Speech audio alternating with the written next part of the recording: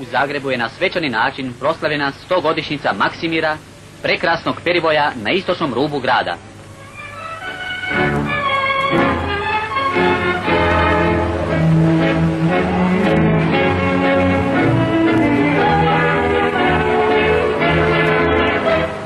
Neodoljivom snagom svog zelenila i svojih ljepota, Maksimir sve više i više privlači k sebi ne samo Zagrebčane, nego i sve one koji makar i na kraće vrijeme dođu u Zagreb.